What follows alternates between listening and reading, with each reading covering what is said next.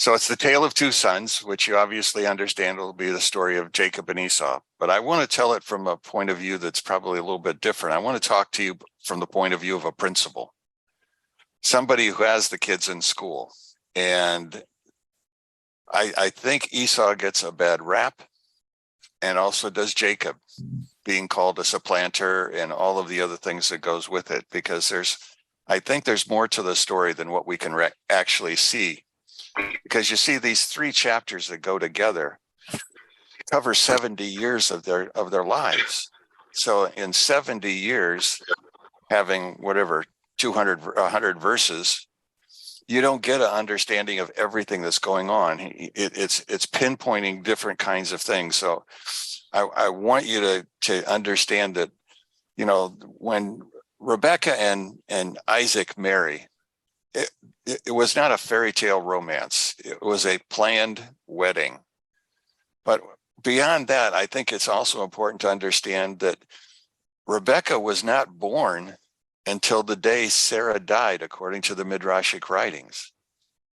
Now, if that is true, Isaac is going to be 40 years old when he marries Rebecca, but Rebecca is going to be 3 years old. Now, imagine the differences in age. Also, understand the communities that they're from, because you see the communities are quite different. Rebecca is obviously from Haran, which is where Abraham started his journeys from. She's the granddaughter of Nahor, which was Abraham's brother. And Isaac is really from Hebron. But when we witness him coming into our picture today, he's not coming from Hebron, he's coming from Jerusalem. So there's a lot of things to take into consideration. But the first thing I want you to understand is there's really an age difference between the two. Not that Rebecca is totally immature, but at 3 years old, her maturity level cannot be what you would consider an adult. And so we're going to see some changes as she goes through growing up, because she literally grows up married. And so there's going to be quite a difference in how we're going to perceive what she sees the world as to what we understand the world to be. Now, when we go through this, I want you to turn to chapter 24 and go to verses 65 to 67. That's where we'll start. Those are the last couple of verses of the story.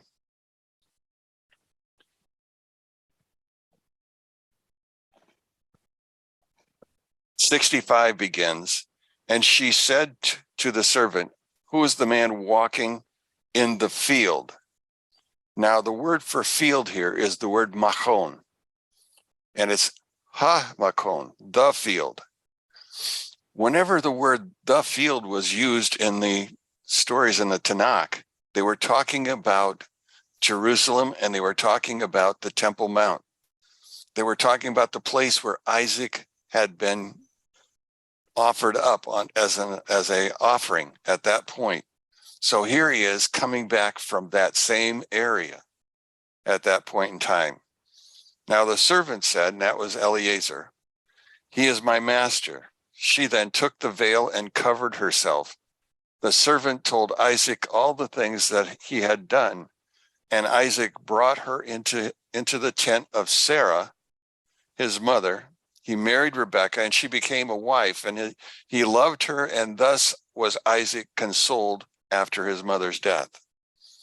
Okay, so we understand now, first off, he's coming not from Hebron, where they're now going to live, but he's coming from that mountain area.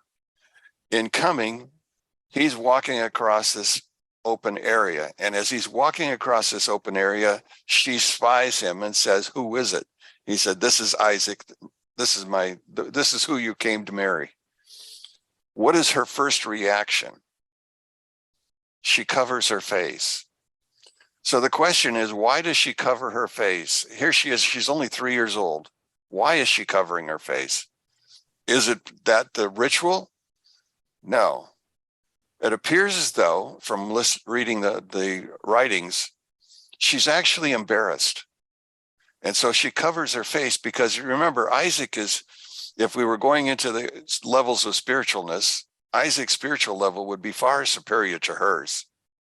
And it was intimidating. And so she covers her face, and Eliezer continues the conversation. And eventually Isaac takes her into Sarah's tent. Now, when she's in Sarah's tent, we have to understand there were several stories that focused on Sarah's tent. And one of them was that, according to the writings, that tent, when she lit the Shabbat candles, would remain lit all week long. One of the miracles that occurred again when she began to sleep in that tent was the candles burnt all week long. And so there was a connection between Isaac and Rebekah through the mother at that point in time. Now, as we go through this, then, we're going to see that there's going to be a marriage, and there's going to be, after the marriage, there's going to be a problem with getting pregnant. She will get pregnant, but according to the writings, and go to chapter 23, verses 25 and 26, going backwards.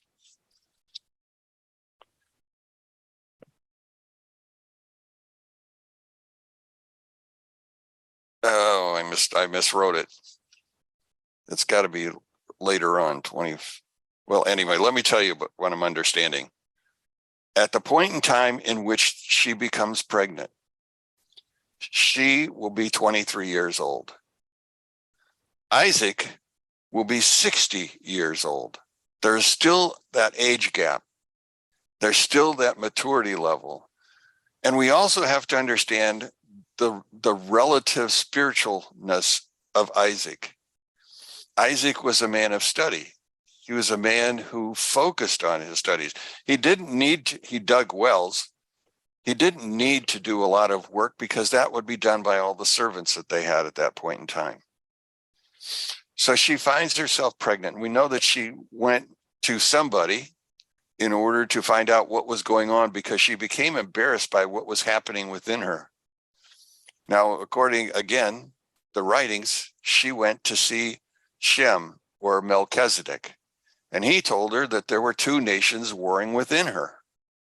And so as the story goes on, then she keeps quiet about it. She doesn't tell anybody what's going on, but just allows it to happen. Now, as we go through this, we begin to understand that there's a growing process. The children, being Jewish in their nature, in the sense that Isaac is going to continue to teach them. And according to the writings, he would be teaching between 10 and 12 hours a day. Now, I'm a principal who has enough trouble keeping kids on track for 6 hours a day, let alone 10. But you also have to understand all kids aren't alike. And because all kids aren't alike, you're going to find that there's going to be some kids listening to somebody talk and to read for 10 hours is not going to hold their attention. And we also begin to understand their personalities begin to show. And the personality of Jacob, that was fine. He was a bookworm. He was a people pleaser. Esau was kind of a people pleaser, but he was a man of the fields. He was a man who wanted to be outside. He was a hunter and a fisher. That's where his life was. Studying the Torah, or what was the Torah at that time, 10 hours a day, wasn't what he wanted to do with his life. But he was a part of the family, and so he continued that way. And so everything went on, but he was one of those rough and tumble kids who would rather be outside. The next time we see them is when they are 15 years old. Now, at 15, we have to go to chapter 25, and we're going to go down to the text itself, and we're going to go to verse 29 to 34. He begins by saying, Jacob simmered a stew, and Esau came in from the field. Now they're 15 years old. Here's Jacob cooking stew. Well, it's not stew. He's cooking lentils. Lentils was the meal of mourning. Somebody that died. So at the age of 15, they're now experiencing death. And so the question becomes, who died? And the answer was Abraham. Now, some say Abraham died early, prematurely, because God did not want him to see what Esau was going to become. But there's more to that than I think that part says. Because you see, I think Grandpa had a great influence on Esau's life. There are many families that I've had at school where the children cling to their grandparents more than they do their parents. They have more of a bond, more of a relationship with them. And I think Esau had a great relationship with Abraham. The death of Abraham appears to, at some point, shock him. Although it doesn't sound like it, because as you read through the text, notice what it says. So he came to hunting, a man of the field, but Jacob was a wholesome man. So you get a difference between the two. They're already talking. We're already looking at differences. He abides in the tent. Well, Isaac loved Esau for the game that was in his mouth, but Rebekah loved Jacob. Think of what Isaac likes about his son. What is the most relevant thing he says about him? I like the food that he makes. On the other hand, look at how Rebekah looks at Jacob. Jacob I love. Now, in Malachi, we see the verse that says, Jacob I love and Esau have I hated.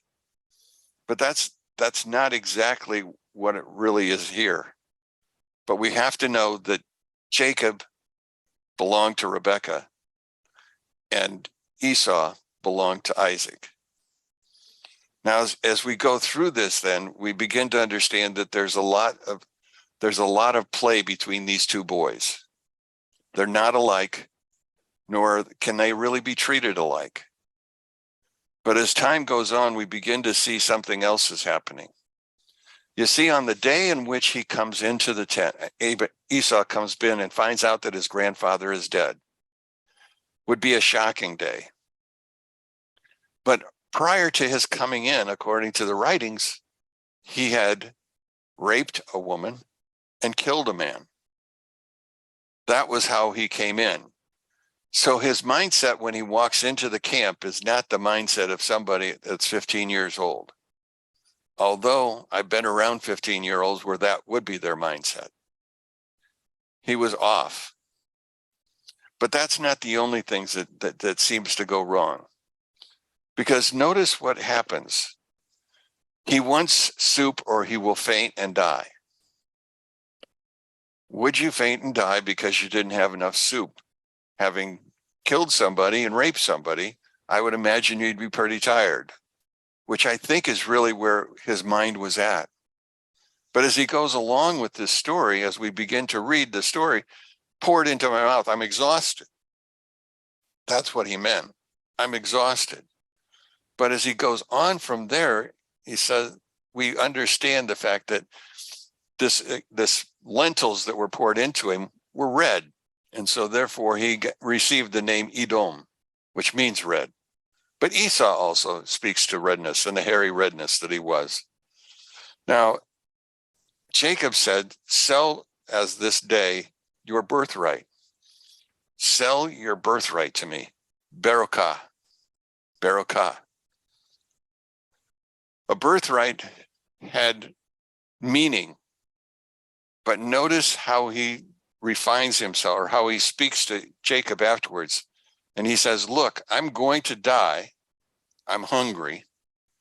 So what use is to me is a birthright.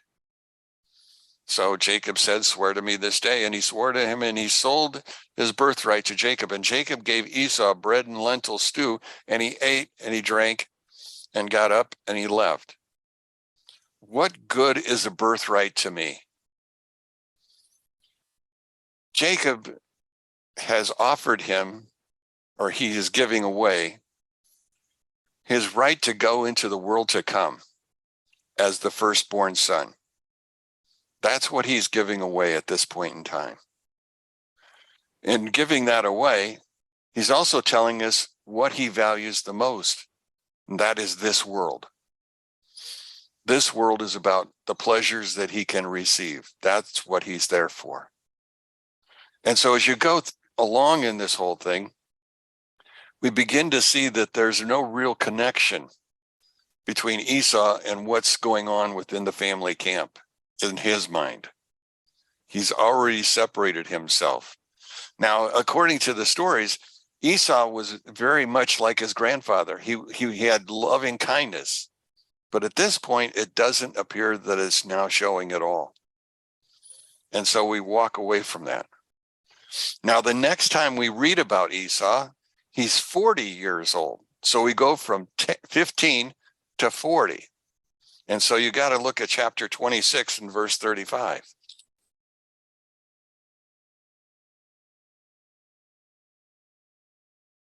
Well, we can start in 34. When Esau was 40 years old, he took a wife, Judith, daughter of Beeri, the Hittite, and Basemath, the daughter of Elon, the Hittite, and they were the source of spiritual rebellion to Isaac and to Rebekah.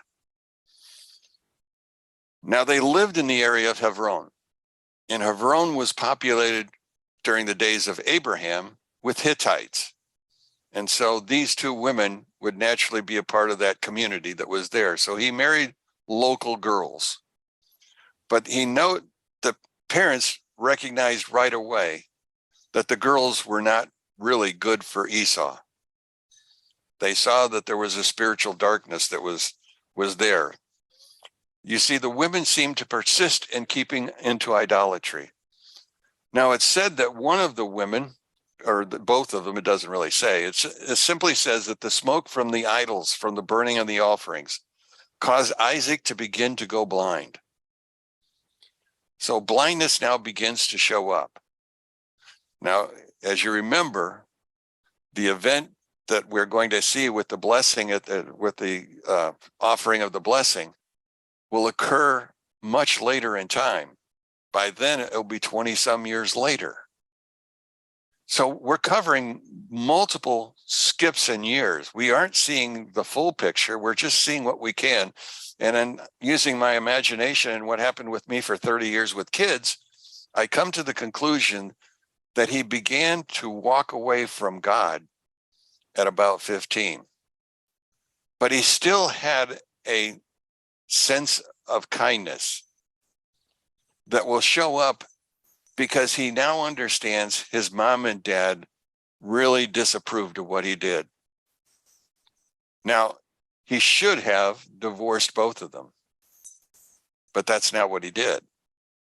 He added a third wife to the mix, a third wife. The wife that he added, her name, well, the name that they gave her was Mahat. And the idea is, in this understanding, she was such that she was willing. She was a daughter of Ishmael, and she contains much of the 7 laws. And so she was acceptable. But now he's got 2 wives that aren't and 1 wife that is. Now, he tries to make the other ones acceptable. Well, at least one of them, because he calls her Yehudit. Yehudit. Now, Yehudi means anyone who denies idolatry is called a Yehudi. And so he's trying to tell them, well, she's changed. She's more like you guys. But that's not enough. You see, Rebekah has already put off Esau, but she still loves Jacob. Can you see the story is splitting? Can you see how Esau is being walked out of the camp? Now, his dad still likes him, but I don't sense the fact that his dad spent a lot of time with him. He was still in his spiritual world. And here's Esau, who wants to be in the fields. Now, Mahat actually means forgiveness. And so Rashi says from the fact that he marries a girl of forgiveness, that when a Jewish wedding occurs, all of the sins of the marrying couple are forgiven and they start fresh. Now, Rabbi Menachem Schneerson said, and I want to read his ideas. She was indeed a genuinely fine, this is Mahalat. She was indeed a genuinely fine and spiritual person. So why did Esau marry her? On one level, he wanted to look good in his father's eyes. Notice, in his father's eyes. Second, on another level, we come to the idea Esau had a spark of goodness which his father Isaac had really seen in him, and that's what really he loved. Now, eventually, through the course of history, that spark of good in Esau and his descendants will be revealed in the lineage of Esau at the end of days. So that goodness is now starting to come out because we're approaching the end. But as we go through this, we have to understand, well, let me back up a second. Let me talk to you about darkness. I don't know how many of you are into science and astronomy and those kinds of things, but I want to talk to you about dark matter. And I don't know if you know what dark matter is. Dark matter is something that is unseeable. It's almost hypothetical in its understanding because science can measure it, but it can't be seen, and there's no way to track it. 85% of our universe is said to be filled with dark matter. 95% is filled with dark energy. Can you understand what's going on? It's a spiritual war as well as everything else. There is good in darkness. There's evil in darkness. And so this good and this evil show up in darkness. When God created the heavens and the earth, I don't know if you've ever read Dr. Gerald Schroeder's books on creation story. When we begin to create the story, we understand that in the beginning, God created the heavens and the earth. Kapawi, everything expanded from one place. That expansion began, and as it began, it was energy being released, energy that would look like a ball of energy. And as it released, it then began to separate. And what separated was dark and light. And that's our first day, was this separation. Well, if it wasn't for dark matter, when the what am I looking for? The galaxies were created, there would nothing hold them together. The gravitational pull is not strong enough on everybody to hold it together. It's this dark matter, this dark energy that holds the universe together. So God uses good and evil. He uses dark and light in his whole process. And so when we're looking at this, we're beginning to see that Esau is talking about this light that's coming from Mahalat. And this light is good. And the parents probably sense that, although there's not a comment regarding it. Well, as we go further in, we understand then that through the course of history, this good is going to show up more and more in Esau's life. Now, Esau can't live forever, so we have to follow his generations. Now, there was a there was a great scholar. His name was Vilna Gaon. And actually, that wasn't his name. His real name was Elijah ben Solomon Zolman. He was a great, great scholar. And he made a statement that was very, very dumb. He said, you know, back in Genesis chapter 10, there are 70 nations mentioned. 35 of those nations, those are Esau nations. 35 of those nations were Ishmael nations. That's how they were divided. Well, Ishmael and Esau weren't even alive then. But what he was trying to talk about was the fact that 35 of them acted much like Esau, and 35 acted much like Ishmael. Well, if we go back and look at the history of those two men, We have to understand something's going on. Now, he demands soup.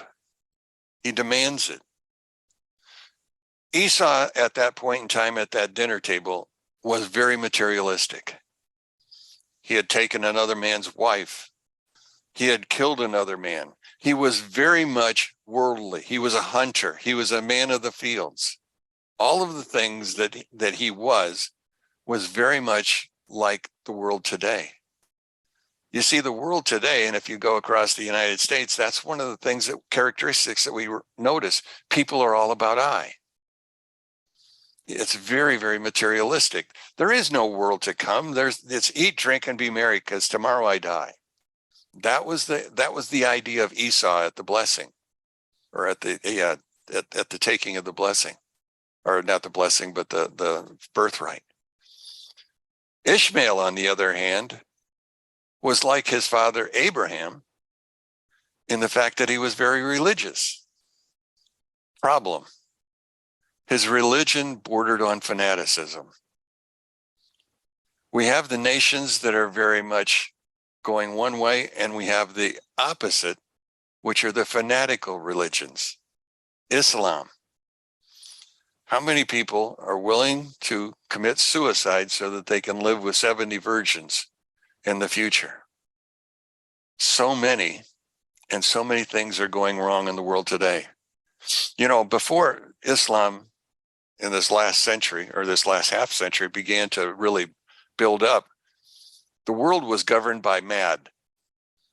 Russia and the United States both had nuclear missiles. Nobody else had them, or at least we didn't think they did. And what happened? If Russia thought about firing a missile, they knew that the United States would fire one right back. Mutual assured destruction. When Iran gets the missiles, what do we know about the Iranian spiritual insights?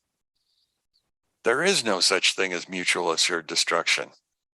It is all about getting the enemy, and the enemy is Israel. The world may go up in flames, but the enemy will have killed off Israel.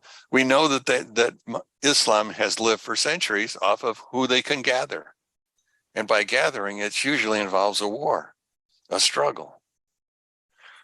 Now, as we go on with this understanding, it would be better to be a Jew in Siberia than to be a Jew in a suburb. That was an expression of the Rebbe. Why is it better to be a Jew in Siberia? Because you're left alone. You don't have to deal with either extreme. But in suburbia, you have two different groups. You have that group that is there, that would gladly assimilate you. Well, assimilation is what Israel fought over in the war we call Hanukkah. That's the war of light.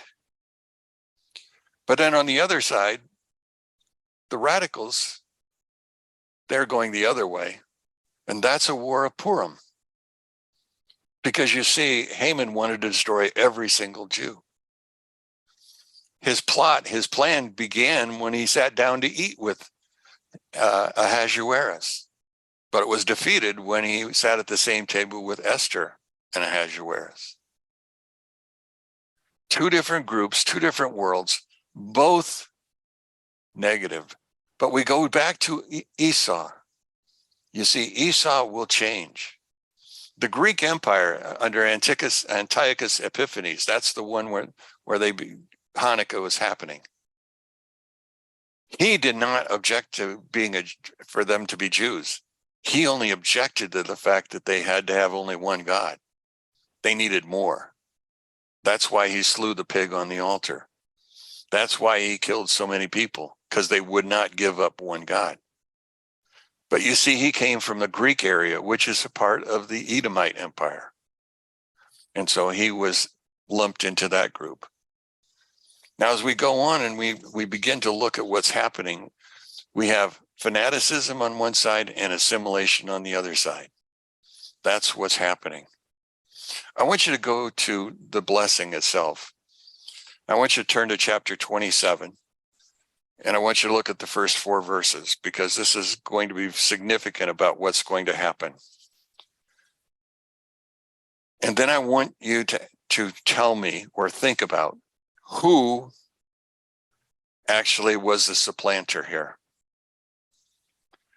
27:1 begins, and it came to pass when Isaac had become old, he's 122, old. He'll live to be 165. But he thinks at this point he is dying. And his eyes were dim from seeing that he summoned Esau, his older son, and said to him, "My son," he said to him, "here I am," he said. "See now, I have aged, and I know not the day of my death. Now sharpen, if you please, your gear, your sword and your bow, and go out into the field and hunt game for me. Then make me delicacies such as I love and bring that to me, and I will eat, so that my soul may bless you before I die." So this is what he's talking about. He wants Esau to go slay a deer, venison. Now, it's not told exactly in the story, but understand this. He was such a great hunter that he could kill a deer in a kosher fashion. When you stop to think about meat in a kosher fashion, you have to understand it's about the slitting of the throat. Nobody can get close enough to a deer to slit their throat in a natural way. But with his bow and arrow, according to the writers, with his bow and arrow, he nicked the throat of the deer and it bled out. And he developed a very venison-like kosher deer. Now imagine how long this whole process is going to take. He's leaving his father's tent. He's going out looking for this deer, finding the deer. He slays the deer, makes sure it's in a kosher fashion, and then he comes back and he begins to create the meal. Look at verse 5. Now Rebekah was listening as Isaac spoke to Esau his son, and Esau went to the field to hunt game and to bring. But Rebekah had said to Jacob her son, saying, "Behold, I heard your father speaking to your brother Esau, saying, bring me some game and make me delicacies to eat, and I will bless you in the presence of Hashem before my death. So now, my son, heed my voice, which I command you. Go now to the flock and fetch me from the 2 choice young kids of the goats, and I will make of them delicacies for your father as he loves. Then bring it to your father, and he shall eat, so that he may bless you before his death." Notice Jacob's reply. Jacob replied to Rebekah, his mother, "But my brother Esau is a hairy man, and I am smooth-skinned. Perhaps my father will recognize me." He's looking for an excuse. Why don't I want to do this? Who's the supplanter? It's Rebekah. Now think about this for a second. What kind of marriage? Sarah and Abraham had a marriage in which they could talk. Sarah knew that Ishmael did not belong in their household. She told Abraham to release him. Abraham didn't want to, but he finally listened, and he listened to the voice of God. Here's Rebekah. She now hears about her son being blessed, but not the right son. So she chooses to intervene. She was the supplanter. And the question then becomes, well, why? Well, who's her family? Where does she come from? Laban is her brother. Even in 3 short years, she had learned the process of deception from a very early age. Also remember, Esau is 37 years older than his wife, Rebekah. Now, what kind of a difference can that make in family discussions? I know better than you. there doesn't appear to be a family discussion. She doesn't come to Abraham or to Isaac and say, are you going to bless Jacob too? She takes it from her own understanding that there's only one blessing going to be given out, and that's going to be given to Esau. So she wants to make sure that her son gets blessed because that's the one she really loves.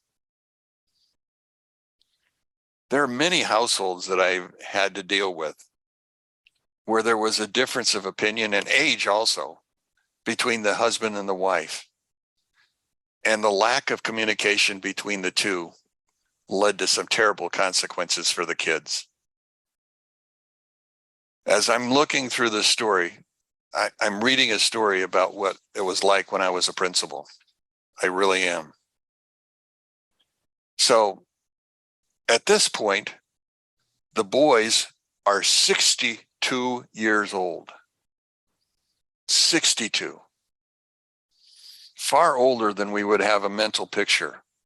But they were 62 years old. Isaac was 122 at that point in time.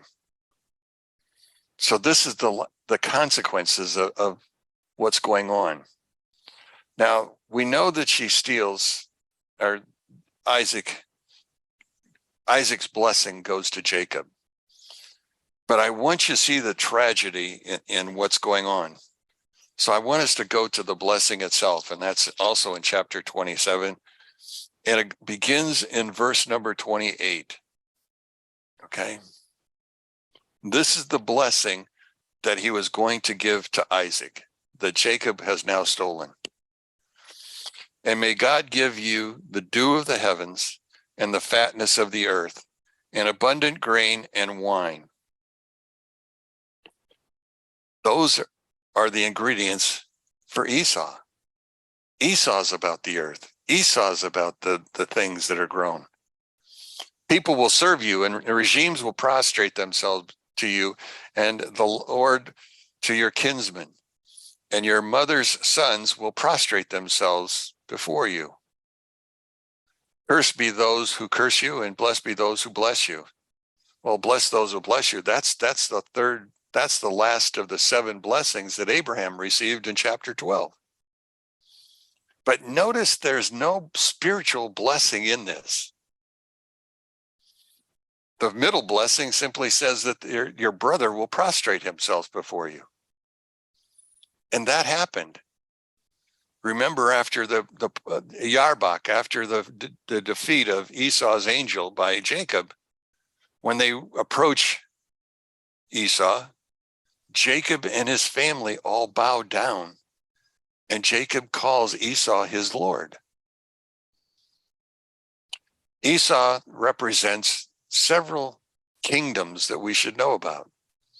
We should know about the kingdom of Greece, and we should know about the kingdom of Rome, and how the Jewish people still believe Rome exists in the form of the United States. Those were the kingdoms. Those were the ones who lorded over. Now, after this whole thing is done, we see that Isaac and Jacob, or Isaac and Esau, find themselves in a quandary. Can't you find a blessing for me? Can't you give me something out of this whole thing? So we look at verse number 29, I think. No, not 29. Goes further. Verse 39. Behold, the fatness of the earth shall be your dwelling, and of the dew of the heavens from above. By your sword you shall live, but your brother you shall serve. Now he turns it around. And yet it shall be that when you are aggrieved, you may cast off his yoke from upon your neck. So there will come a time when Esau will cast off Jacob. That's the point of the story. Again, notice there is nothing spiritual in everything that he's blessing him with. The blessing is all about physicalness. That's the world in which he lived. Now, Rebecca understands that obviously Esau is going to hate his brother even more. In fact, he'll want to kill him which she understands and she sees it closely. Well, after all, Jacob is a supplanter. Or was he? As we go through this story, go all the way down, notice 28, chapter 28. Look at verse number that, about the third verse. Isaac has told Jacob he's going to bless him and he's going to instruct him, and that he's not to take a wife from the Canaanites, which obviously was a problem before, that he was to go to Laban's house, and that's where he's going to find it. Now look at verse 3. And may El Shaddai bless you, make you fruitful, and make you numerous. May you be a congregation of peoples. May he grant you the blessing of Abraham. That's chapters 12, 1, 2, and 3. Do you see the spiritualness? This was the blessing that was going to be given to Jacob anyway. But Jacob stole the physical blessing. Now, it's going to end up okay. Because really what Isaac probably was thinking he wanted to do was much like what happens between Zebulun and Issachar. Jacob has two sons, Zebulun and Issachar. Zebulun was a man of the world. He was a financier. He liked making money. Issachar, on the other hand, was a religious man. He was one who studied the mysticals. Well, they created an agreement between the two of them. Issachar would supply the money, or Zebulun would supply the money. Issachar would supply the spiritualness. Excuse me. Would supply the spiritualness, the spiritual side to this. That appears to be what was in the mind of Isaac. But it didn't work out that way. But what will actually happen will be the fact that Isaac, through God's help, has made it so Israel being Jacob, finds himself self-sufficient. He becomes the world, but he also becomes the spiritual side of the world. So in our story today, we've read about a blessing. It's about events that are going to happen. Now, when Jacob is sent away to see Haran, to see Laban, he goes much as Eliezer did. In other words, in order to find a wife, you had to pay for her. So Jacob had a dowry when he left Beersheba. But he arrives in Haran, he has no such money, no dowry, no nothing. So the question then becomes, well, what happened to it all? Well, the Midrashic writing says that what happened was that Esau sent his son to kill Jacob. And the reason he sent his son is because he wanted to be at home so he can prove that he was not the one who killed him. And so he sends Eliphaz. Well, Eliphaz was willing to go, but eventually he will negotiate with Jacob. I'll take all your goods. That'll prove to my dad that you're dead, and you go on without it. And if you starve to death, that's okay. But you won't have any money to spend on it. So the story leaves there. Eliphaz returns back, says he killed him, all of the things that are there. Jacob, on the other hand, doesn't go immediately to Haran, but instead goes to the tent of Melchizedek, Shem, and will spend 14 years there learning before going on. Leading us into another story. By now, he's in his 80s as he arrives up there. Consider the amount of time that the Bible compresses into 3 chapters. When we try to understand everything we see, we can't just simply go by the passage size. We have to literally go back and find dates or find somebody who has a given piece of information that can help us place it together. So with that, I'm done. Anybody have a good thought or a question or an idea? Anybody want to argue with my principal thinking?